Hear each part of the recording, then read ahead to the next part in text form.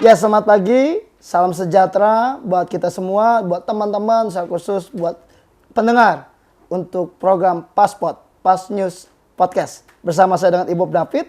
Hari ini momentum Sumpah Pemuda, kedatangan seorang tamu yang luar biasa, narasumber yang luar biasa. Saya baru kenal, tetapi saya sudah lihat sedikit aura yang luar biasa, yaitu Bapak Mardiman Sane. Beliau Dr. Mardiman Sane, SHMH. Betul, apa kabar Bang? Kabar baik. Luar biasa ya. Terima kasih, luar biasa. Suatu kehormatan kita bisa kerjasama sinergi dari Paspot bersama dengan Suara dari Timur. Gitu ya Bang ya? Terima kasih. Bang, tema kita hari ini keren banget. Membangun karakter pemuda berintegritas di bidang hukum. Saya pribadi Bang, kalau bicara tentang karakter, apa sih yang Bang Mardiman harapkan, rindukan dari generasi muda Indonesia Bang? Iya. Terima kasih Bang Bob. Yes. Panggil Bang Bob aja. Siap. Ya. Ini waktu saya masih kecil udah ada pencipta lagu namanya Papa T Bob. Betul. Itu saudara bukan? Oh enggak, bukan ya? Bukan. Jadi gini.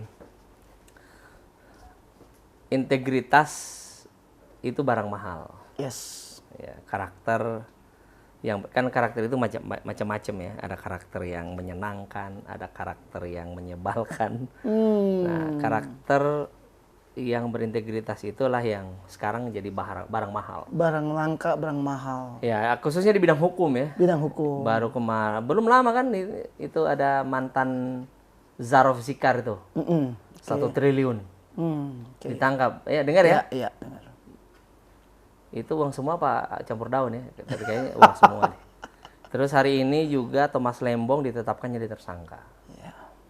Jadi maksud saya semakin kesini kok semakin kesana. Dunia hukum itu semakin kesini dia semakin kesana gitu. Memang sebagai advokat tantangan di dunia hukum ini tidak mudah, makin susah sekarang gitu ya.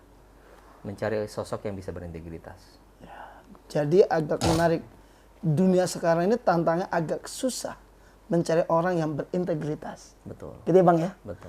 Saya melihat catatan bahwa Bang Mardiman ini seorang dosen, seorang politisi, dan seorang pengacara. Wah, ini lengkap ya. 3 in 1. Trinan ya. Thank you Bang. Sampo. Saya menarik nih Bang, karena buat generasi muda, buat model kami atau generasi muda, termasuk Bang Mardiman, kita berharap memang idealis kita tinggi banget Bang. Ya, kita ngomong gitu ya Bang ya. Tapi pertanyaan saya, kenapa integritas itu jadi barang langka di Indonesia? Yang salah itu apa Bang? Masalahnya di mana Bang? Menurut saya banyak faktor. Banyak faktor. Oke Bang. Saya dilantik jadi advokat itu 2010. 2010 dilantik jadi advokat. Ya, Oke. jadi bisa berpraktik 2010. Saya benar-benar terjun ke dunia litigasi. Dunia litigasi itu artinya berurusan dengan hakim, dengan jaksa, dengan polisi, Betul, Bang. sidang, dampingin BAP. Itu praktis sampai tahun 2020. Sampai 2020. Berarti selama 10 tahun tuh. 10 tahun. Ya. Tapi itu pun lama-lama tereduksi juga. Maksudnya tidak seintens ketika pertama saya jadi advokat. Kenapa? Karena Kenapa Bang? ya di keyakinan saya ada ayat yang bilang begini, siapa bergaul dengan orang bijak menjadi bijak. Ya. Ya, maksudnya lingkungan betul-betul mempengaruhi. Pergaulan buruk Jadi merusak kebiasaan baik. Ketika apa namanya sebuah komunitas, kemudian kita masuk di dalamnya dengan integritas, padahal komunitas itu sudah tidak lagi berintegritas, menjadi masalah. Sehingga kita menjadi itu orang yang berintegritas menjadi orang yang aneh di situ. Iya kan? Jadi aneh ya? Kenapa? Karena saya ingin bilang bahwa sistem hukum kita sudah sedemikian rusak. Oh. Kita tidak bisa orang-orang idealis kemudian terpaksa harus transaksional. Saya tidak bilang bahwa hanya pengacara punya integritas ya. Masih banyak teman-teman yang punya integritas. Hakim berintegritas banyak, jaksa berintegritas banyak. Polisi yang berintegritas juga banyak. Ya kan? Tapi kenapa makin langka? Karena lingkungan yang memaksa itu. Baru-baru ini kan Ibda Soik, Rudi Soik gitu kan, rame juga kan itu kan. Tangkap BBM, dipanggil di Komisi 3, malah gara-gara itu dia di PTDH. Nah, jadi maksud saya Banyak faktor sehingga saya untuk urusan kan tadi Bang Bob bilang profesi saya kan 3. Iya. Praktisi, dosen dan politisi. Saya lebih sekarang di fase hidup saya sudah lebih ke pengabdian sih, sudah lebih ke dosen. Oke. Lebih mau memberikan hidup untuk ya mencoba merawat generasi kita agar. Yes. Nah, kalau di dunia praktisi saya sudah hampir hopeless. Saya sudah banyak mundur sebagai konsultan saja di belakang layar. Ya, menjadi penasihat hukum, Oke. tidak masuk ke ranah litigasi karena jujur saya nggak kuat. Oke. Menarik ya, menarik. Dari sudut dosen tadi mengatakan abang justru lebih suka tadi memberi hidup, betul ya? Ya. Memberi hidup. Nah, bagaimana dengan sisi politisi abang nih? Nah, sisi politisi melihat integritas yang semakin langka dan hukum kita yang bahasanya nggak enak ngomongnya mungkin carut marut. Saya mencoba. Gimana bang? Saya mencoba begini karena dunia politik kita pun tidak lebih baik daripada dunia hukum. Itu yang saya mau tanya dari abang. Iya. Tidak lebih baik. Oke. Tapi ketika saya menjadi caleg 2000 baru tahun 2024 ini saya caleg DPR RI Baru dari ya, Dapil oke. Sulawesi Tengah. Banyak orang yang bertanya kepada saya, apa alasan saya terjun ke dunia politik? Oke. Saya bilang, saya terinspirasi kata-kata Recep Tayyip Erdogan, Presiden Turki. Ya, Dia bilang, bila orang baik tidak terjun ke politik, itu dia. penjahatlah yang akan mengisinya. Itu dia. Saya tidak mengatakan diri saya orang baik, enggak. Ya. Tapi saya berusaha untuk menjadi bagian yang baik dari sebuah sistem yang menurut masyarakat juga sudah sedemikian kotor. Gitu. Ya, saya sih berharap banyak anak-anak muda atau orang-orang tua juga tidak masalah, yang penting berintegritas terjun ke dunia politik karena biar bagaimanapun itu kan hukum dihasilkan dari produk politik, Ya. produk legislasi. Ya. Nah, kita tidak bisa berharap pohon yang jelek menghasilkan buah yang baik Buah yang baik atau sebaliknya gitu ya. atau sebaliknya. That's right. Bang, ini menarik ya. Semakin saya rasa dengan pembicaraan kita semakin dalam. Ada satu kalimat mengatakan kalau kita mau merubah sistem atau sesuatu di bangsa ini, kalau kita nggak masuk ke dalamnya, nggak akan berubah, bang. Betul. Nah, apakah itu salah satu juga dasar Betul. abang maju seperti itu? Betul. Betul bang ya? Betul. Betul ya? Betul. Nah kalau seandainya maju, seringkali kita, izin saya ngomong seperti ini, seringkali kita melihat banyak caleg menyampaikan sesuatu yang begitu tinggi, besar, dan hebat, namun kenyataannya di lapangan tidak demikian bang. Silakan, gimana bang? Ya, memang kan begitu kan. Gimana tuh bang? Janji aja dulu. Gitu. Janji dulu aja, Janji aja dulu. Nanti urusan belakangan. urusan belakangan. jadi apa ya? Saya kadang-kadang bilang janji politisi itu ya dia berjanji 10 itu 11 nggak bener tuh. ada yang sering bilang begitu. Itu politisi kalau ngomong 10, 11 nggak bener. Gitu. Aduh, Jadi maksud saya ini kan cemoohan-cemoohan. Iya, gitu. iya, Maksudnya, iya. Waktu saya juga safari politik tahun lalu, itu di satu tempat saya lihat ada ditulis di depan pintu gerbang, tapi bukan di pintu gerbangnya. Dia bikin spanduk di situ, dia bilang ada uang, ada suara. Wish. Dia bilang begitu, dia terus begitu. Vulgar Ada banget uang, ada suara, karena kalau jadi Anda lupa.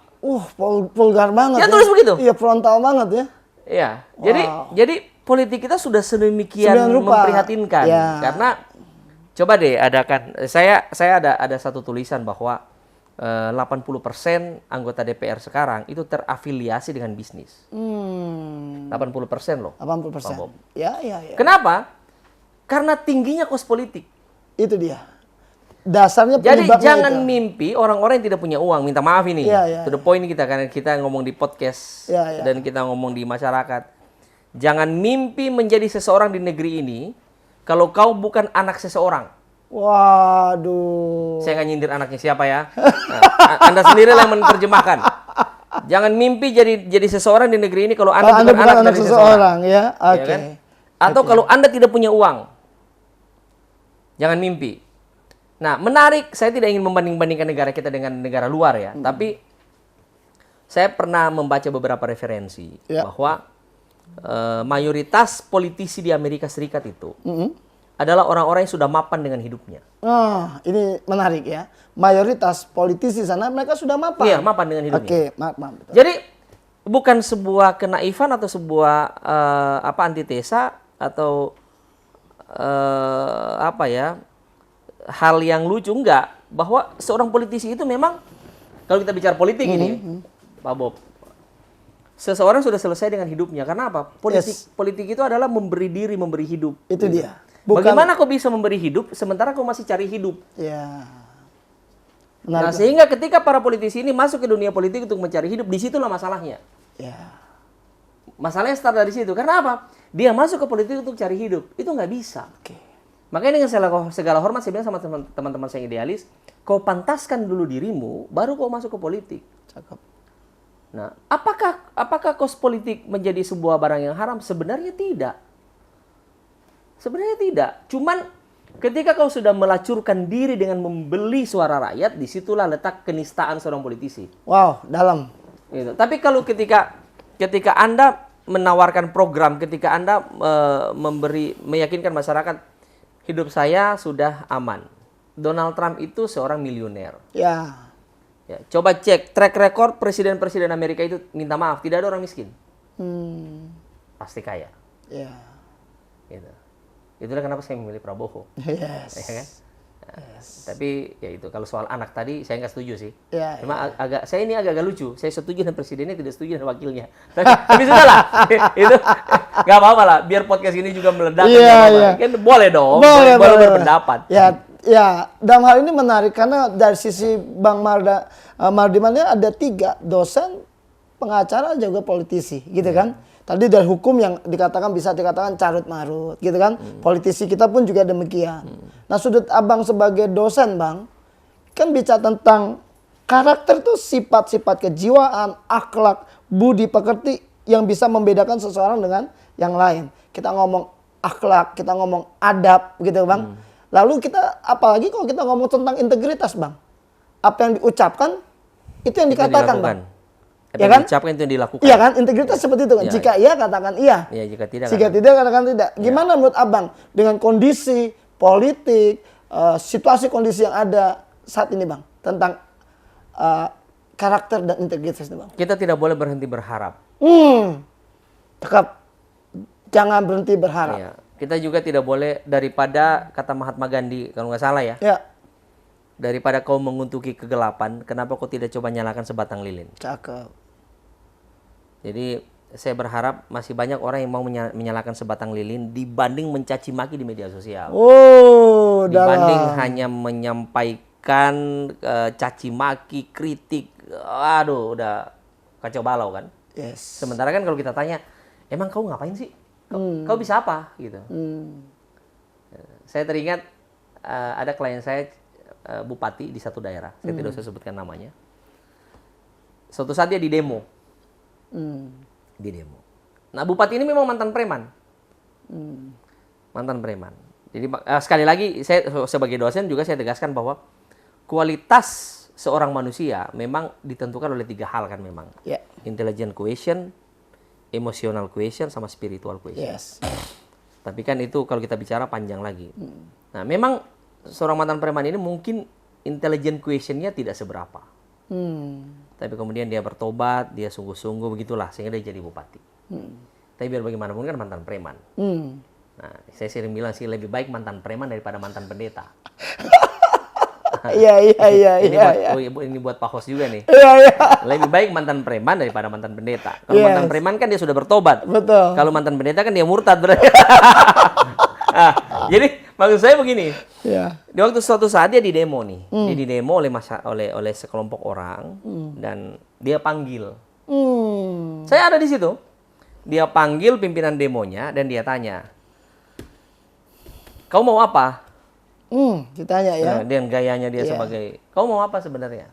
"Pak Bupati, kayak mau ini. Dia bilang, "Iya." Saya kasih tahu kau ya, mengelola kabupaten ini sama dengan mengelola rumah tanggamu. Saya tanya kau, cukup tidak uangmu untuk menyekolahkan seluruh anak dan memenuhi kebutuhan rumah tanggamu? Tidak, Pak. Sama. Kalau saya ikuti semua kamu orang punya mau, nggak ada uangnya. Makanya saya harus bikin program prioritas. Dia bilang begitu. Nah sekarang dia bilang, begini saja. Kalau kau mau rasa apa yang saya rasa, coba dia bilang kau jadi bupati 1 minggu saja. Dia tantangin si ketua demo ini. Iya, iya. Kau jadi bupati 1 minggu saja dan kau rasa apa yang saya rasa. Nah maksud saya kembali ke pertanyaannya Bang Bob tadi. Iya. Sudah saatnya ya kita sebagai netizen, kita sebagai orang-orang yang mengkritisi, bukan berarti saya anti kritik ya, mengkritisi boleh. Boleh. Tapi tolong kau juga berkarya lah. Kalau kau cuma mengkritisi, ya minta maaf, apa bedanya kau sama anjing dalam kandang yang hanya bisa menggonggong? Sementara Anda itu manusia yang harus memberikan karya dong. Ya. Gitu. Jadi harus balance juga. Nah, disitulah letak disitulah letak kita sebagai pengajar, sebagai dosen menanamkan kepada mahasiswa kita, ketika kau keluar dari kampus ini, kau akan berjumpa dengan dunia yang sebenarnya. Yes. Dan dunia yang sebenarnya itu jauh dari idealisme dari yang kau pelajari. Yeah. Okay. Nah, bahkan saya bilang sama orang-orang yang menjadi mahasiswa saya bilang sebenarnya yang kau pelajari ini suatu saat jadi sampah. Karena waktu saya bergabung dengan salah satu law firm, saya nggak usah sebut law firmnya, advokat senior mengatakan sama saya, ilmu yang kau bawa di sini ilmu basi dan ilmu sampah. Jadi semua yang kau pelajari di bangku S1 itu, waktu itu saya masih S1 kan. Semua yang kau pelajari S1 itu, yang kepake di sini kau tahu, cuman 5% paling banyak. Gimana kita nggak stres tuh, Bang? Ya. Susah kita kerja SKS. Diomelin dosen, ada yang killer, ada yang segala macam. Tiba-tiba dia bilang, cuma 5% yang kepake itu, bro. Di hidupmu itu, kau hanya hidup dengan 5%. Ya. Tapi saya bilang juga sama tuh law firm, sama tuh advokat senior. Ya juga sih Bang, karena menurut penelitian para ahli, otak kita itu sebenarnya sampai kita mati, kita cuma pakai di bawah 2% malah. Kemampuan otak, katanya sih begitu ya. Kalau kemampuan otak kita itu dimaksimalkan, sebenarnya kita jadi Superman. Betul. Jadi otak kita itu hanya 2% atau hanya 3% lah. Sampai orang meninggal itu yang kepake itu. Gitu. Saya dengar itu juga. Saya dengar. Iya kan, pernah kan orang neurologi bilang gitu. Dia bilang, sebenarnya otak kita itu kapasitasnya besar sekali. Gitu. Ibarat hard disk atau itu super komputer, otak kita ini super komputer. Betul. Tapi hanya kepake 2-3% sampai kita mati. Berarti kan banyak mubazirnya juga kan otak kita ini sebenarnya. Jadi balik lagi kepada 5% tadi gitu ya. Oke. Nah Bang, ini bicara tentang karakter, kita juga bahas tentang integritas ya, momentum Sumpah Pemuda ya Bang ya. Kita bahas ini momentum Sumpah Pemuda nih Bang. Nah, kalau kita bicara tentang integritas, itu indikatornya sangat jelas Bang. Dikatakan menunjukkan kejujuran, memenuhi komitmen, konsisten dan perilaku, bahkan berusaha memenuhi tanggung jawab yang diberikan. Bahkan menghasilkan atau mencapai hasil yang terbaik. Nah kita suka dengar kata amanah itu Bang. Jadi pemimpin amanah. Nah tadi Abang agak sedikit dari 10 janji, 11 janji. Gimana Bang kaitannya itu Bang dengan hal integritas itu sendiri Bang? Iya, itu sekali lagi saya bilang ya, integritas itu makin kesini makin langka. Makanya orang bilang integritas itu makin kesini makin kesana. Ya kan? Jadi ini kan momentum Sumpah Pemuda. Yes. Keunikan Indonesia. Ya, saya bilang dalam beberapa forum, saya bilang bedanya kita dengan Amerika Serikat itu satu. Kenapa Indonesia ini sering disebut bangsa dan negara? Tahu nggak Bang? Gimana Bang? Orang sebenarnya kan bangsa dan negara, tidak pernah bilang negara dan bangsa. Iya, bangsa dan negara. Bangsa dan negara. Kenapa? Karena itulah realitanya. Kita ini bangsanya dulu ada, baru negaranya. Bangsa kita itu terbentuk tahun berapa? 1928 Sumpah Pemuda. Iya. Jong Java, Jong Sumatera, Jong Celebes, Jong itu berkumpul. Itu kan bangsa. Betul. Berbangsa-bangsa. Ya. Jadi kita bangsanya dulu lahir, baru negaranya. Ya, 1945 itu ya. 1945. Oke. Makanya itulah alasan, itu bukan tanpa alasan itu orang dibilang bangsa dan negara. Makanya kan kita tidak pernah bertanya, kenapa tidak disebut negara dan bangsa? Kenapa harus bangsa dan negara? Memang itu realita kita. Ya. Beda dengan Amerika Serikat. Amerika Serikat itu negaranya dulu ada, baru bangsanya. Makanya dia konsepnya negara bagian. Negara bagian. Iya kan? Paham. Konsensus kemudian begitu dideklarasikan pada 4 Juli, habis itu Amerika Serikat bikin voting, referendum. Mau pakai bahasa apa? Bahasa nasional. Bahasa Prancis atau bahasa Inggris. Bahasa aja mereka referendum. Dari awal mereka itu sudah tidak mengenal musyawarah mufakat. Nggak ada mereka tuh. Betul. Sudah langsung referendum. Menentukan bahasa nasional saja itu Amerika Serikat pakai referendum. Kita tidak. Kita sepakati.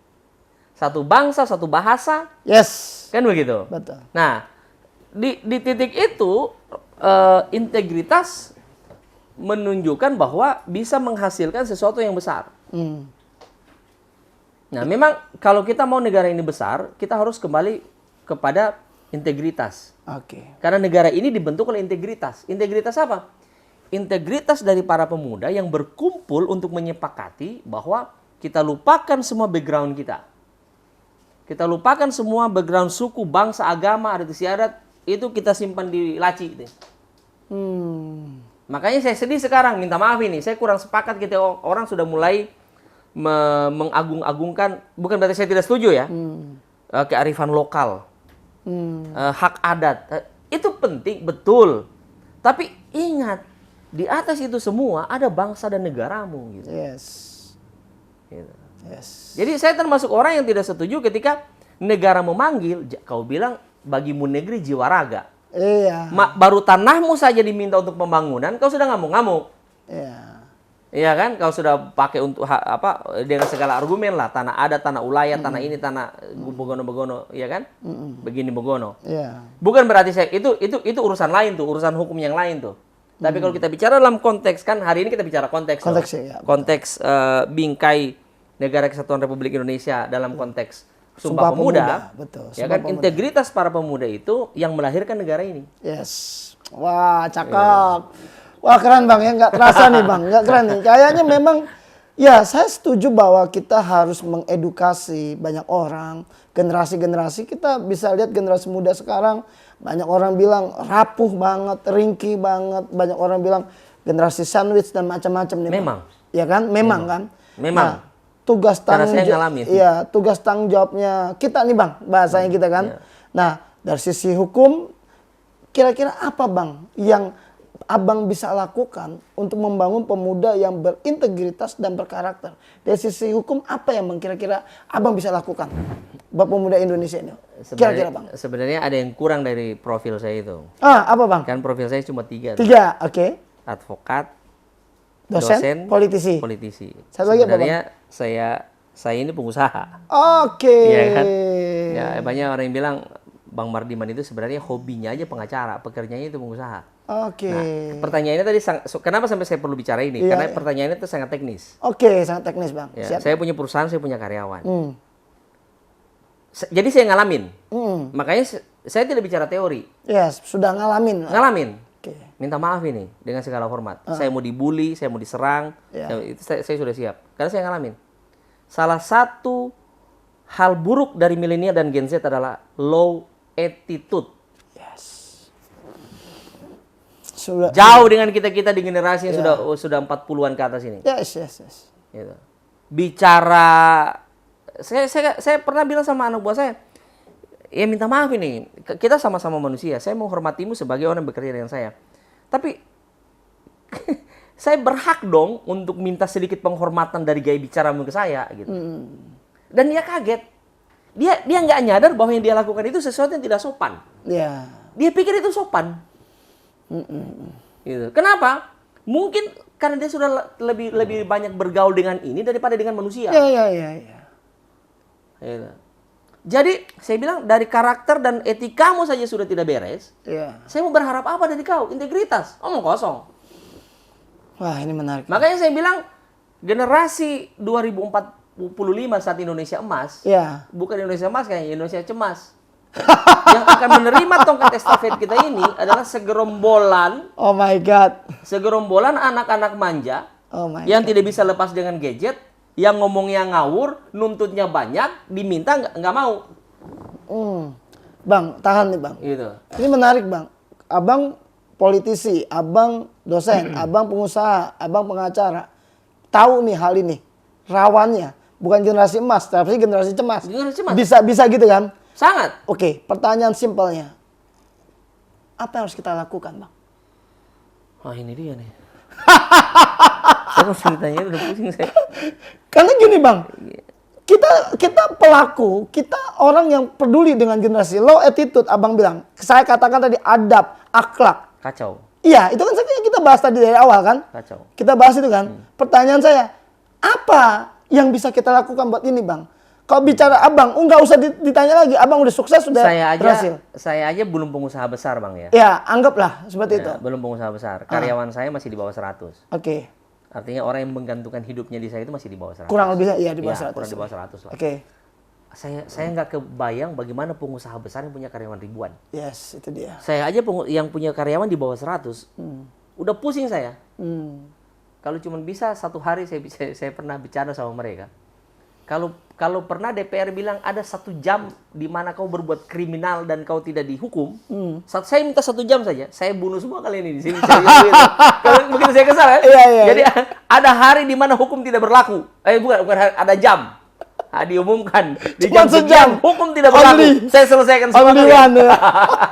Ini bercanda nih. Iya. Tapi saking susahnya mengelola, ya kan? Nah, saya dengan istri saya memulai bisnis kan sama-sama. Kami membesarkan bisnis juga sama-sama. Dan saya pernah membaca satu buku psikologi ketenagakerjaan.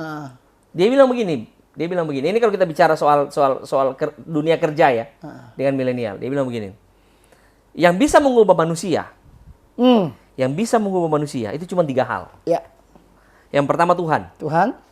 Ya kan, makanya jangan heran kan ada tiba-tiba orang bertobat atau orang terima hidayah hanya dari mimpi. Atau itu kan pekerjaan apa namanya spiritual. Iya, supranatural ya. Iya. Oke.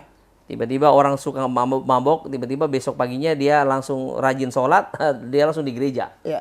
Nah, itu tidak bisa kita tuh. Iya. Pertama Tuhan, yang kedua pemuka agama.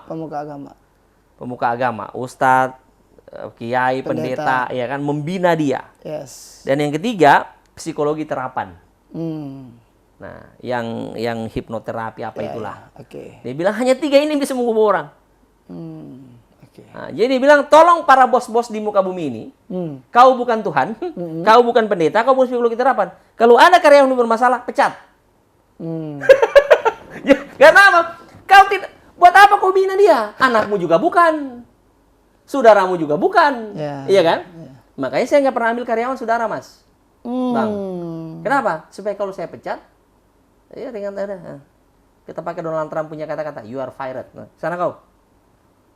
Nah, itu dari sisi dunia kerja. Tapi kalau pertanyaan abang tadi, apa yang harus kita lakukan? Nah, ini PR besar kita. Yes, bangsa ini emang. Bangsa ini. Ini PR-nya ya. Iya. Ya, saya nggak tahu sekarang bagaimana kurikulum yang sedang berjalan. Karena saya juga udah bukan guru sekolah dasar. Karena kan kalau kita bicara golden age, Ya. ya kan katanya anak-anak itu 1 sampai 7 kalau nggak salah. Ya.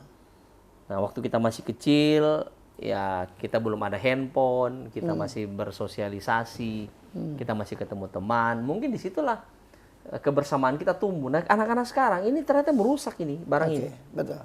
Wah, ini luar biasa menarik ya. 3 hal ini betul-betul menarik. Ya, Tuhan, pemuka agama, dan hipnoterapan seperti itu ya, terapi itu ya. Nah, kira-kira Bang, closing statement apa yang Abang bisa berikan buat pendengar, pemirsa, ataupun juga mereka, khususnya pemuda-pemuda Indonesia Bang? Apa yang bisa Abang kasih buat mereka? Silakan Bang. Ya, teman-teman sekalian, karena kita juga kan masih muda juga ini.